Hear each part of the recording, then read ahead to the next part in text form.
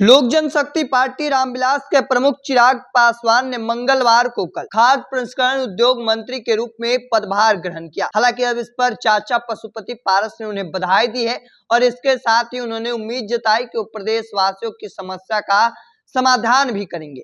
दरअसल पशुपति पारस ने एक्स पर मंगलवार को लिखा कि बड़े बेटे चिराग पासवान को बधाई और शुभकामनाएं। दरअसल पशुपति पारस ने एक्स पर लिखा कि केंद्रीय मंत्री के रूप में मेरा पूर्व पदभार संभालने पर बड़े बेटे चिराग पासवान को हृदय तल से बधाई और अनंत शुभकामनाएं। आगे उन्होंने लिखा कि हमें आशा है कि आप क्षेत्र एवं प्रदेशवासियों की मायूसी और हितों को ध्यान में रखते हुए इस समस्या का त्वरित समाधान करेंगे। देखिए बता दें कि भतीजे चिराग पासवान और चाचा पशुपति पारस एलजेपी की टूट के बाद से ही अदावत चल रही थी। दोनों के बीच सब कुछ ठीक नहीं चल रहा था और ऐसे में पार्टी टूट के साथ साथ परिवार भी टूट गया था। एलजेपी के सारे सांसद चाचा पशुपति पारस के गुट में चले गए थे।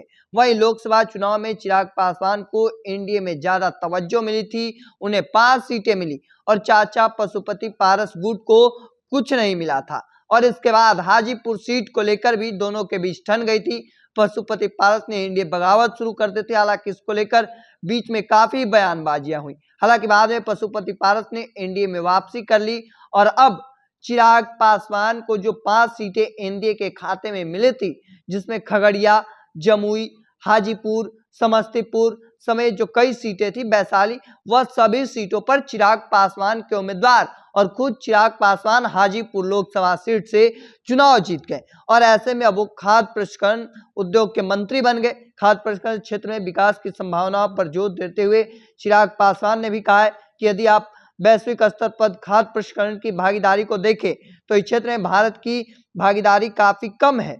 आने वाले समय में इस क्षेत्र में असीमित संभावनाएं हैं। मेरा अपना दृष्टिकोण से अधिक प्रसंस्करण इकाइयों का स्थापित करने को केंद्रित है ताकि किसानों को उनकी उपज के उचित पैसे मिल सके, उनकी आय बढ़ सके। उन्होंने किसानों की आय बढ़ाने के लिए क्षेत्र पर महत्व पर प्रकाश डाला है और ऐसे में अब एक और जहां चिराग पासवान ने कल मंत्री पद संभाला तो दूसरी ओर चाचा पशुपति कुमार पारस ने उन्हें बड़े बेटे के तौर पर लिखते नजर आ रहे हैं एक्स हैंडल पर। देखिए पिछले विगत दिनों रिश्ते खराब हो गए थे और अब एक बार फिर से रिश्ते बनते दिख रहे हैं। हालांकि देखना होगा आगे क्या कुछ निकलकर सामने आता है, चूंकि जिस तरीके से 5 सांसद जो उनके सांसद थे वह छोड़कर पशुपति पारस गुट में शामिल हो गए थे और अब चिराग पासवान एक बार फिर से वह सभी चीजें हासिल कर लिए। देखिए आगे क्या कुछ निकलकर सामने आता है। तब तक के तमाम अपडेट को देखते रहने के लिए द बिहारी टॉप देखते रहे। धन्यवाद।